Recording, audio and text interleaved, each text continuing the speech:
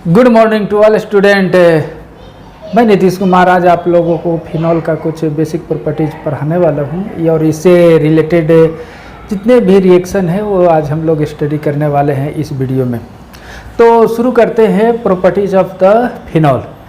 पहले हम लोग बात कर लें कि फिनॉल जो है वो किस तरह का ओरिएंटेशन शो करता है। तो नॉर्मली हम लोग देख चुके हैं कि ये ऑर्थो पारा ओरिएंटेशन शो करता है, क्योंकि फिनॉल जो है वो रिजोनेंस शो करता है और रिजोनेंस के कॉरस्पॉन्डिंग हमने देखा कि ऑर्थो और पारा पोजीशन पर इलेक्ट्रॉन डेंसिटी इंक्रीज करता है और इलेक्ट्रॉन डेंसिटी वहाँ पर इंक्रीज होने के कारण इलेक्ट्रोफाइल का जो अटैकिंग होगा ऑर्थो पारा पर ज़्यादा होगा मेटा के रिस्पेक्ट में, इसीलिए इसको ऑर्थो पारा ओरिएंटेशन भी हम लोग बोलते हैं।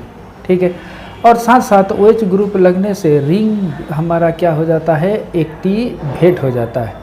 तो फिनॉल ऑर्थो पारा ओरिएंटेशन देता है और ये बेंजीन के रिस्पेक्ट में एक्टिवेट भी हो जाता है। ओके, तो देखते हैं कि अगर ये हमारा फिनॉल है और अभी हम लोग बात की है कि ये रिंग को एक्टिवेट करता है, वही बात करते हैं कैसे। जैसे ये बेंजीन रिंग है और ये OH जो लगा होगा वो हाइड्रोजन को हटाकर यहाँ OH ग्रुप लगा है, तो इसका अर्थ ये है कि ऑक्सीजन की इलेक्ट्रोनेगेटिविटी उस हाइड्रोजन से ज़्यादा है, तो बॉन्ड पेयर इलेक्ट्रॉन्स को ये ऑक्सीजन अपनी ओर खींचेगा, तो इसको हम लोग -I इफेक्ट बोलते हैं।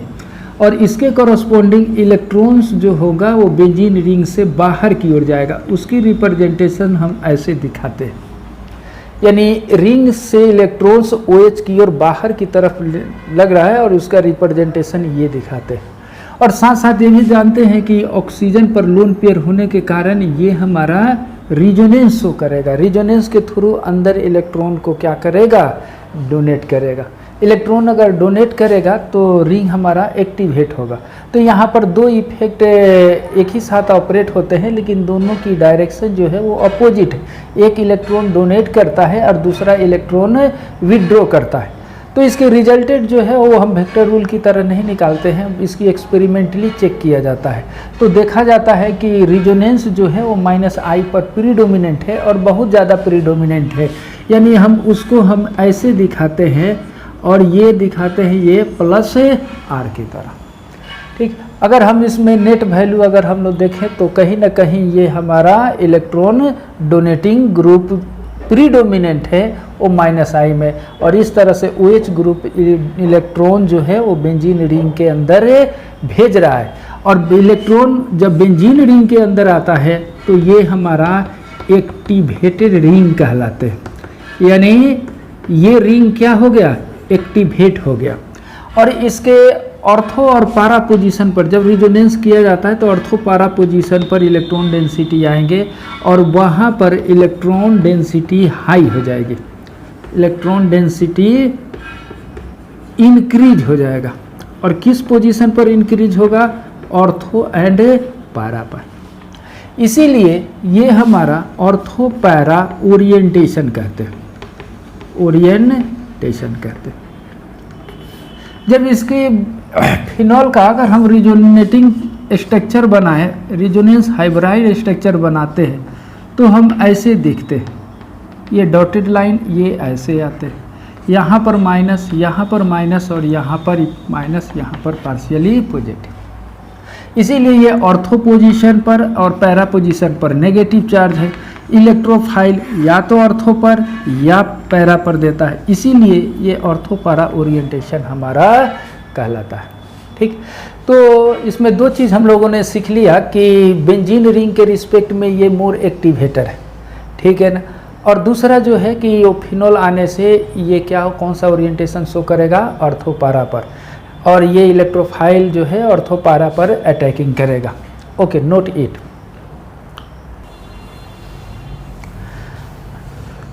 अब इससे रिलेटेड कुछ हम लोग रिएक्शन पढ़ेंगे। पहला हम लोग पढ़ने वाले हैं नाइट्रेशन ऑफ फिनॉल। फिनॉल की नाइट्रेशन करेंगे तो ये तो कंफर्म हो गया कि ये कौन सा ओरिएंटेशन शो करता है, ऑर्थो पारा ओरिएंटेशन शो करता है। ऑर्थो पारा हमारा ओरिएंटेशन शो करता है। ठीक, तो इसका हम लोग रिएक्शन कराते हैं नाइट्रिक एसिड का।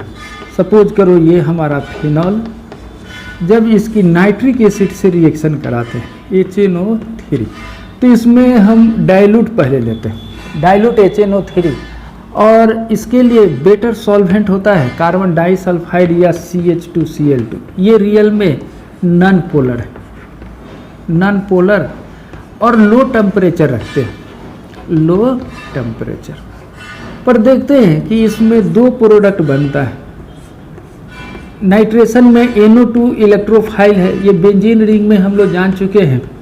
एक NO2 ऑर्थो पर अटैच हो रहा है और दूसरा जो अटैच होता है वो पैरा पोजीशन पर OH, और ये NO2, दो प्रोडक्ट बनता है।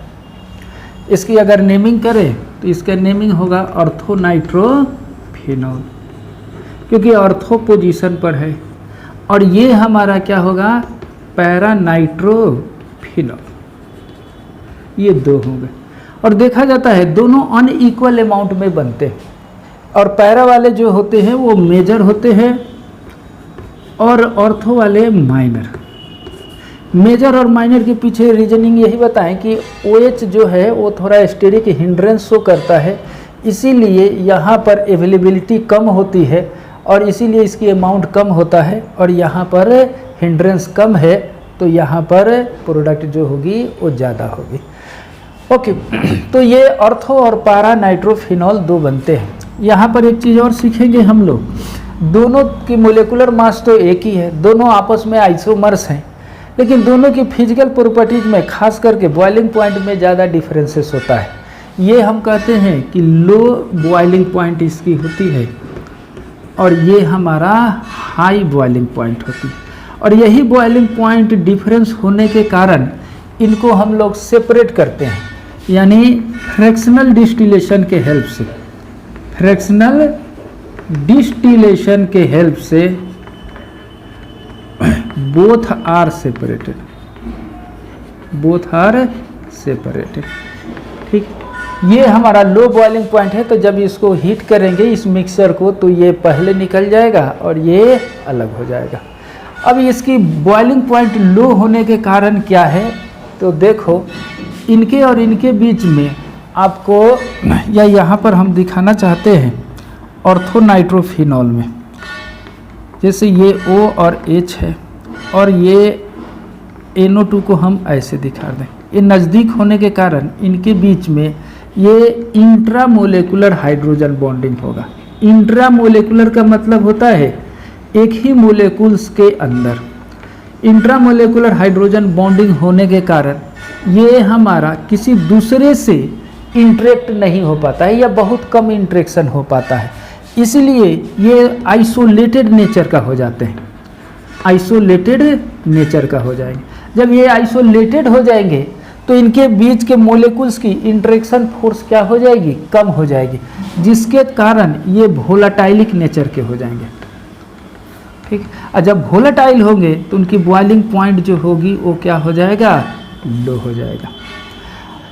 और यहीं पर इसे देखें तो ये इंटरमोलेकुलर हाइड्रोजन बॉन्ड ऑपरेट करता है, इंट्रा तो नहीं होगा नेबर में, तो एक मोलेकुल्स दूसरे मोलेकुल्स को, दूसरा तीसरे मोलेकुल्स को एक दूसरे से इंटरेक्ट करेंगे तो इसकी इंटरेक्शन कैपेसिटी बढ़ेगी, तो उसको सेपरेट करना तो उतना आसान नहीं होगा, इसलिए ज़्यादा एनर्जी इसमें लगेगा इसको सेपरेट करने के कारण, इसीलिए इसकी बॉइलिंग पॉइंट जो होगा वो ज़्यादा हो जाएगा। यानी यहीं पर हम कह सकते हैं कि इसमें जो फोर्स जो लगेगा इंटरमोलेकुलर हाइड्रोजन बॉन्ड लगेगा, इंटरमोलेकुलर H बॉन्डिंग होगा, यानी एक मोलेकुल्स का NO2 और दूसरे मोलेकुल्स का OH के बीच में इंटरेक्शन होगा, और वही इंटरमोलेकुलर हाइड्रोजन बॉन्ड होगा, तो इसकी बॉइलिंग पॉइंट क्या हो जाएगी, हाई हो जाएगा। और यही डिफरेंस के कारण इनको सेपरेट करना आसान है।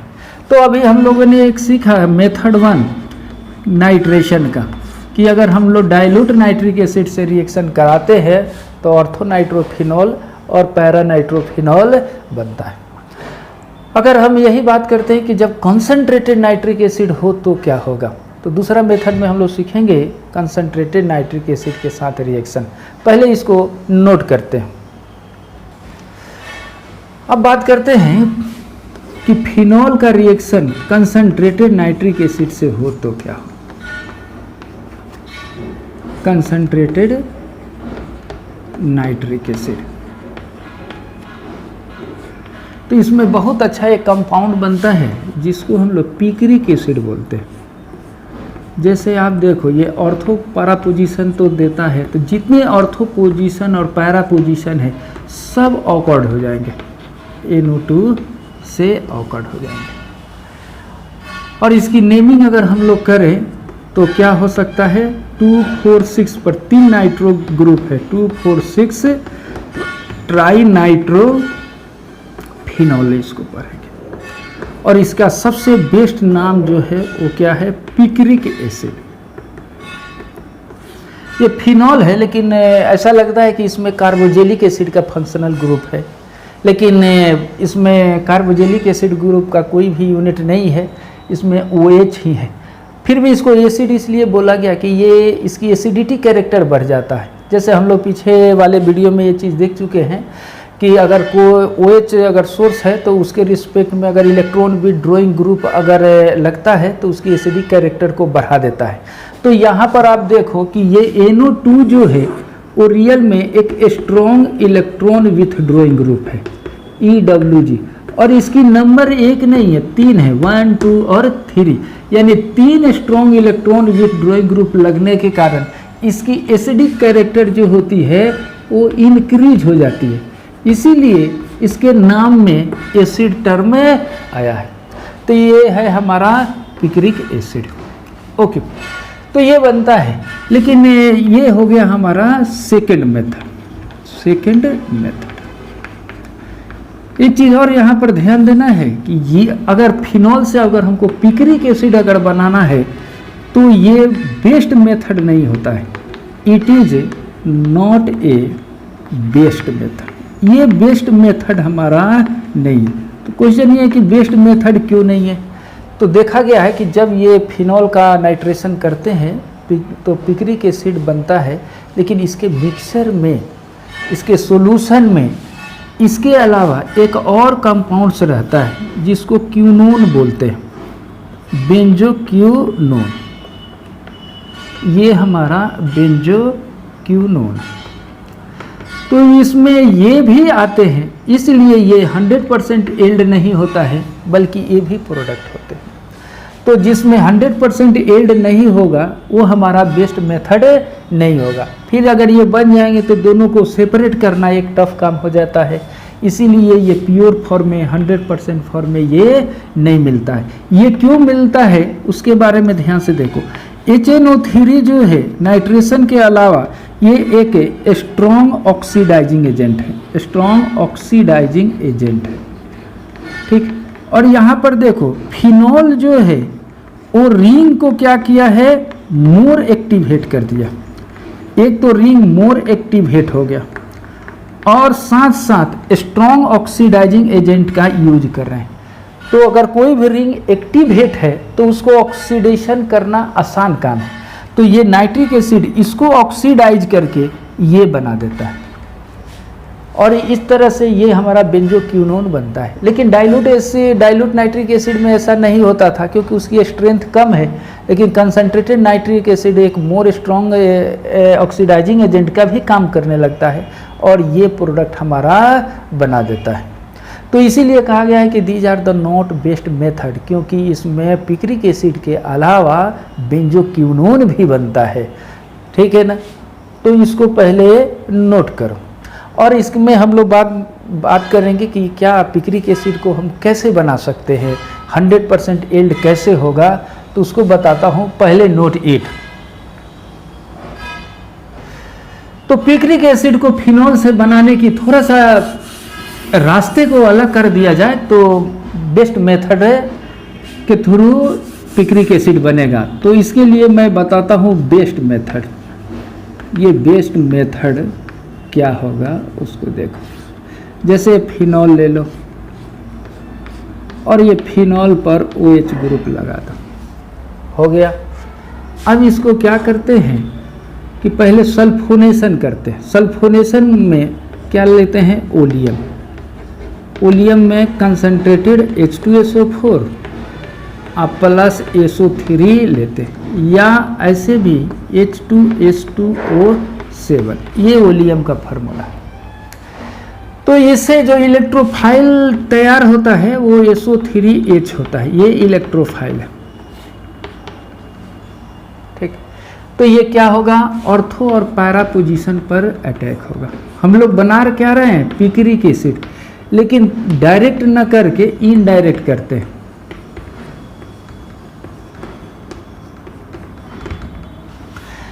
ठीक, तो ये हमारा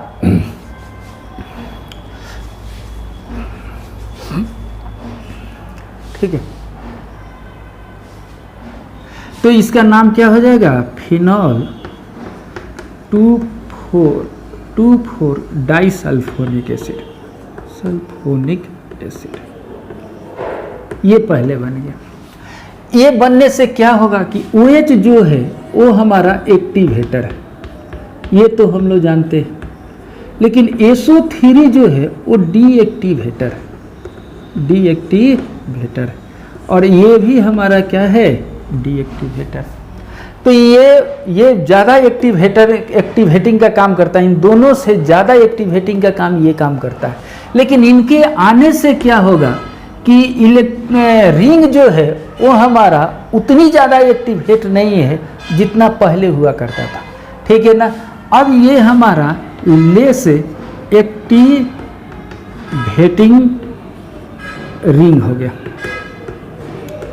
अब इसकी अगर हम लोग नाइट्रेशन कराते हैं, अब इसकी कंसंट्रेटेड HNO3 के प्रेजेंस में कराएंगे तो एक इसमें इप्सो सब्स्टिट्यूशन होगा। इप्सो सब्स्टिट्यूशन जो आगे हम आपको पढ़ाने वाले हैं, इप्सो सब्स्टिट्यूशन, यहाँ पर नाम आपको डाल देता हूँ, इप्सो जान लो। उसके थ्रू पर NO2 और NO2 ये रिप्लेस होता है, और ये जो हमारा ऑर्थो पोजीशन है वहाँ पर भी NO2 आकर अटैच हो जाता है। यानी हम यूँ कह सकते हैं कि SO3 इप्सो सब्स्टिट्यूशन के थ्रू SO3H हटेगा, NO2 यहाँ पर भी NO2 और यहाँ पर भी NO2, ये 100% हमारा क्या बनेगा, पिक्रिक एसिड बनेगा। ठीक, तो इस तरह से हम लोग पिक्रिक एसिड का फॉर्मेशन कर सकते हैं। ये है हमारा better yield for the formation of nitric acid. Okay, इसके बाद हम लोग सीखेंगे हैलोजिनेशन, खास करके उसमें ब्रोमिनेशन का यूज करते हैं। पहले नोट करो, हम लोग फिनॉल का देखते हैं। दूसरा reaction halogenation of phenol, halogenation of phenol, ये सेकेंड रिएक्शन। ओके, तो अगर हम एक ऐसे फिनॉल बनाते हैं और OH ऐसा, जब इसकी ब्रोमिनेशन करते हैं, ब्रोमीन, और इसके लिए एक खास सॉल्वेंट यूज किया जाता है, नॉन पोलर CHCl2 ऐसा, और लो टेम्परेचर पर, तो ये दो प्रोडक्ट मिलते हैं। एक ब्रोमीन ऑर्थो पोजीशन पर अटैच हो जाता है, और दूसरा जो है वो पैरा पोजीशन पर अटैच हो जाता है। ऑर्थो पर जो अटैच होगा उसको ऑर्थोब्रोमोफिनॉल बोलेंगे, ऑर्थोब्रोमोफिनॉल, और इस पर जो अटैच होगा वो क्या कहलाएगा, पैराब्रोमोफिनॉल कहलाएगा। इन दोनों में अनइक्वल अमाउंट में बनता है। तो पैरा वाले मेजर होते हैं, नाइट्रेशन में भी देख लिए, और ये हमारा माइनर होते हैं। माइनर के पीछे वही कहानी कि इनकी हिंड्रेंस के कारण आपको स्पेस कम मिलता है, इसलिए Br की अमाउंट कम अटैच होगा और ये हमारा ज़्यादा अटैच होगा। ठीक, तो ये इस तरह से हम इसकी ऑर्थोब्रोमोफिनॉल और पैराब्रोमोफिनॉल यूज कर सकते हैं। लेकिन जब इसको हम लोग सॉल्वेंट चेंज कर देते हैं, ब्रोमीन वाटर ले लेते हैं, ठीक है ना, या ग्लेशियल एसिड यूज करते हैं। ग्लेशियल एसिड होता क्या है कि 100% एसिटिक एसिड होते हैं। तो इसके में हम करते हैं तो देखते हैं कि इसके ऑर्थो और पैरा पोजीशन सभी ऑकवर्ड हो जाते हैं। ये बी आर से यहाँ पर भी बी आर और ये भी बी आर अटैच हो गया, ये प्रोडक्ट बन गया। अब देख लो, ये 2 है, 3 है, 4 है, 5 है, 6 है, ये 1 है, तो 2 4 6 ट्राई ब्रोमोफिनॉल बना। ओके, ये जो है वो वाइट कलर का होता है, वाइट पीपीटी देता है। तो इतना ध्यान दो कि कहीं पर प्रिसिपिटेशन हो, कलर शो करे, तो वो ज़्यादातर रिएक्शन है वो उसकी टेस्ट के लिए यूज किया जा सकता है। तो ये फिनॉल से अगर ये वाइट प्रिसिपिटेट देगा तो ये रिएक्शन जो होगी वो यूज्ड होती है किसमें, ठीक है ना, टेस्ट ऑफ फिनॉल की। फिनॉल की टेस्ट करना हो, फिनॉल की आइडेंटिफिकेशन करना है, तो ब्रोमीन वाटर के साथ अगर रिएक्शन करते हैं तो ये हमारा 2 4 6 से ट्राईब्रोमोफिनॉल ये वाइट प्रिसिपिटेट देता है और इसका यूज टेस्ट ऑफ फिनॉल में करते हैं। ये हो गया हम लोग का ब्रोमिनेशन रिएक्शन। एक चीज़ यहाँ पर और नोट करने की बात है कि जब बेंजीन का ब्रोमिनेशन करते हैं तो उसमें ब्रोमीन के अलावा, ठीक है ना, उसमें एक लेविस एसिड का यूज करते हैं, एनहाइड्रस AlCl3 हो या FeBr3 हो, कुछ इस तरह का स्पेसीज। लेकिन इसमें वैसा नहीं है। वो इसलिए किया जाता था कि ब्रोमीन को वो 2 पार्ट में ब्रेक करना है, इलेक्ट्रोफाइल को एक्सेप्ट कराना है, ठीक है ना। लेकिन यहाँ पर ये फिनॉल के साथ उस तरह का यूज नहीं करते हैं। क्यों? क्योंकि फिनॉल की पावर जो है ब्रेकेज का वो बढ़ गया है बेंजीन के रिस्पेक्ट में, इसलिए ब्रोमीन को तोड़ने के लिए कोई हेल्पर की ज़रूरत नहीं है, लेविस एसिड की ज़रूरत नहीं पड़ा, इसलिए विदाउट लेविस एसिड ये प्रोडक्ट हमारा बन गया। तो पहले इसको आप नोट करते हैं, फिर हम लोग आगे इसके देखते हैं। ओके, तो ये हो गया, नोट हो गया।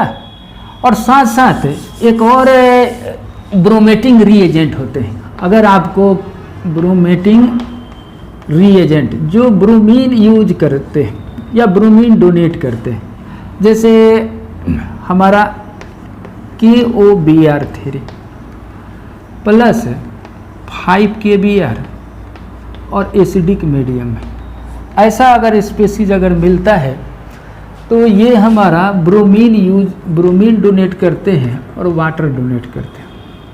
तो ये 5 और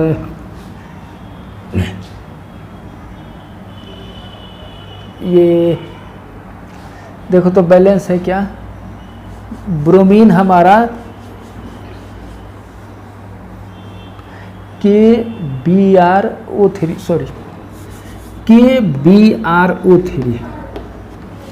ठीक है ना, और 5 KBr प्लस H आयन, तो ये Br और 5Br6 यानी 3Br2, और ये हमारा हाइड्रोजन H और ऑक्सीजन कितने हैं, 3 है, तो ये हमारा 3 वाटर लिख देते हैं और ये 6H आयन।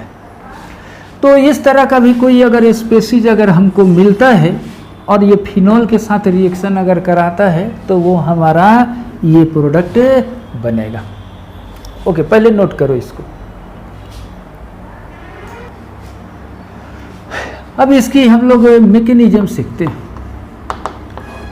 मैकेनिज्म में ये याद रखना है कि ये हमारा फिनॉल है, पहले ये फिनॉक्साइड आयन में ब्रेक होगा,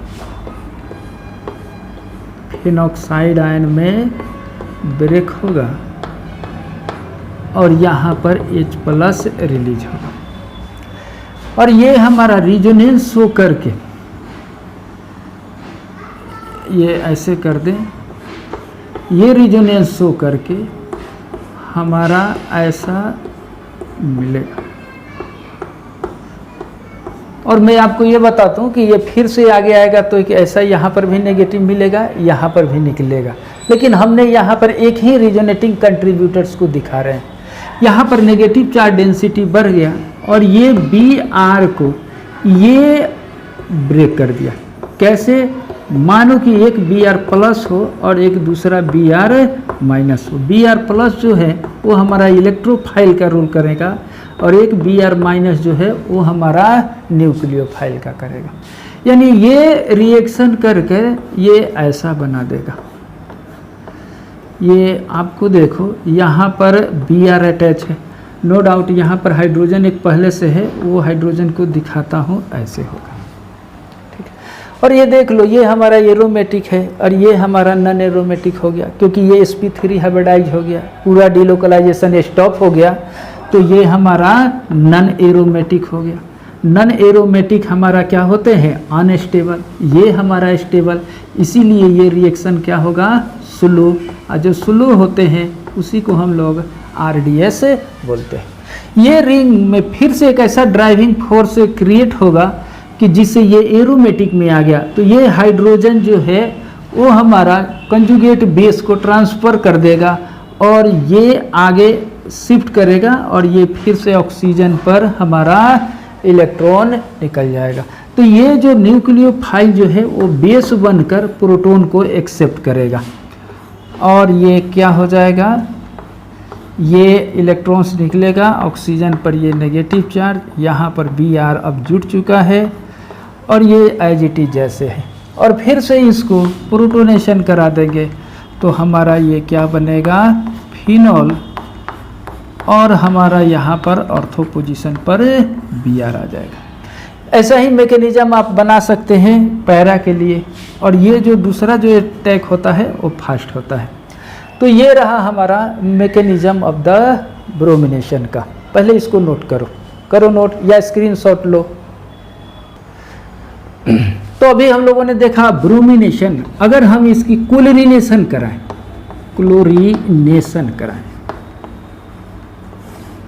क्लोरीनेशन किसका, फिनॉल का, तो अगर हम ऐसे फिनॉल लिख देते, अगर हम इसकी क्लोरीनेशन कराते हैं, ठीक, ओके, क्लोरीनेशन अगर कराते हैं तो कुछ ऐसा प्रोडक्ट हमें मिलना चाहिए। OH, मान लो ये क्लोरीनेशन, ये क्लोरीनेशन, ऑर्थोपारा पर ये जुड़ना चाहिए। तो ये क्लोरीनेशन कराते तो ऐसे प्रोडक्ट मिलता है, लेकिन ये हमारा माइनर प्रोडक्ट होता है, ये मेजर नहीं बल्कि क्या हो जाता है, माइनर होता है। तो मेजर में क्या बन जाता है, तो देखो इसके साथ एक बेंजोक्विनोन भी एक स्पीशीज का फॉर्मेशन होता है। ये बेंजोक्विनोन, इसको लिखते हैं बेंजोक्विनोन, ये मिक्सचर सब बन जाएगा। ये बेटर एल्ड हमारा नहीं है। क्यों बन जाता है, तो ध्यान देना है कि Cl2 जो है एक ऑक्सीडाइजिंग एजेंट है, ऑक्सीडाइजिंग एजेंट है, लेकिन ब्रोमीन या आयोडीन ये ऑक्सीडाइजिंग एजेंट नहीं है, नो ऑक्सीडाइजिंग एजेंट, ठीक, ऑक्सीडाइजिंग एजेंट नहीं है। इसके साथ ब्रोमीन और आयोडीन का रिएक्शन हो सकता है, लेकिन क्लोरीन का करने पर ये हमारा ऑक्सीडाइज करके बेंजोक्विनोन बना देता है। इसीलिए ये बनाने का बेस्ट मेथड नहीं है, यानी हम कह सकते हैं कि this is not a better या बेस्ट मेथड। इसीलिए जब भी आप देखेंगे तो क्लोरीनेशन का एग्जाम्पल आपके बुक में नहीं मिलता है। अगर हम चाहते हैं कि इससे ये अगर हमको बने तो इसके लिए एक दूसरा मेथड का हम यूज कर सकते हैं, लेकिन आप डायरेक्ट इसको आप नहीं बना सकते। ओके, चलो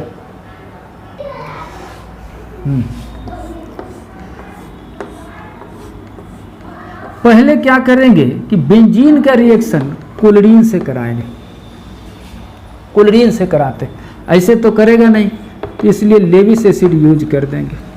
लेविस एसिड यूज करेंगे तो ये हमारा पहला स्टेप में क्लोरोबेंजीन बन जाएगा, बन गया। क्लोरोबेंजीन जो है वो ये -I इफेक्ट तो शो करेगा, लेकिन ओवरऑल ऑर्थोपारा ओरिएंटेशन होते हैं, ऑर्थोपारा ओरिएंटेशन होते हैं।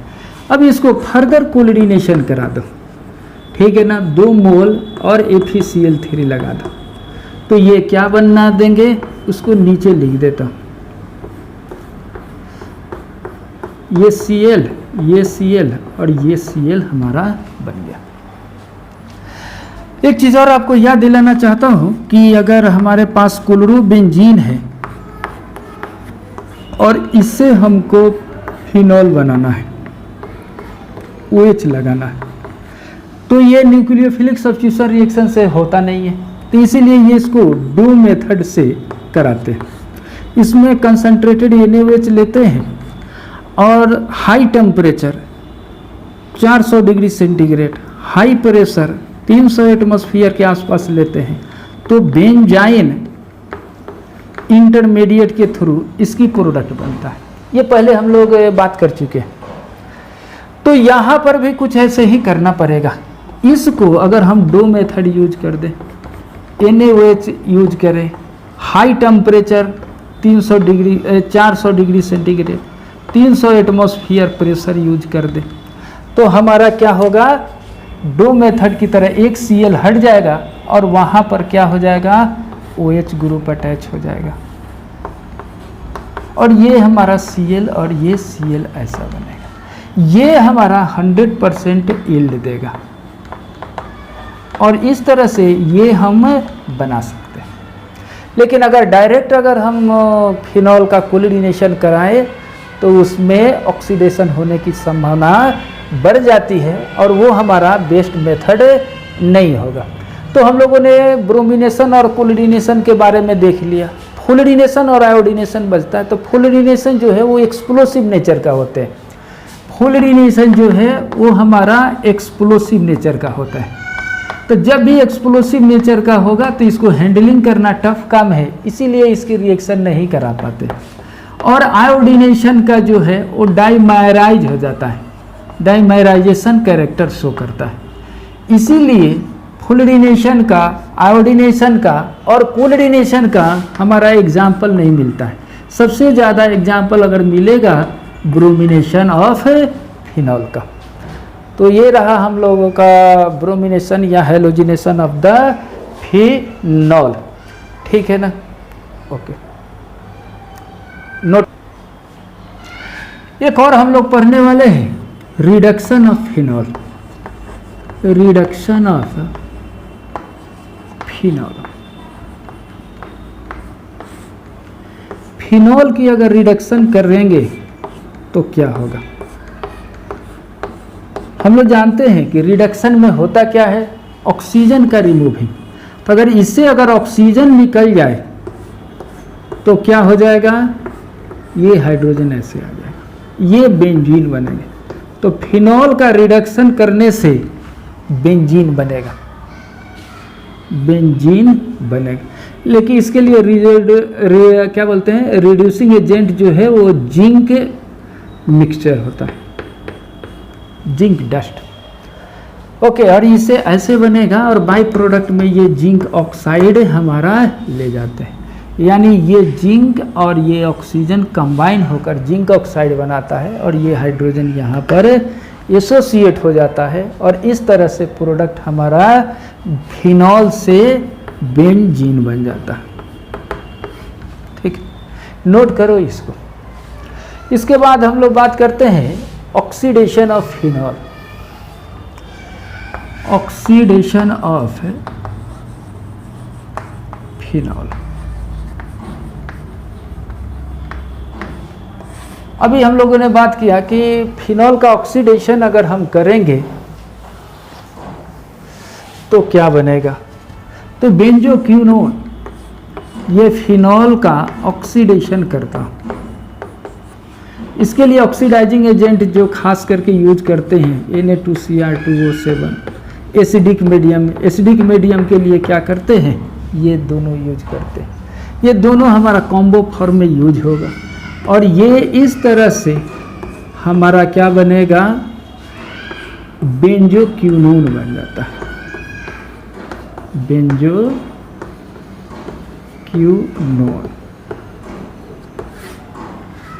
ये ऐसा, ठीक, नोट करो इसको।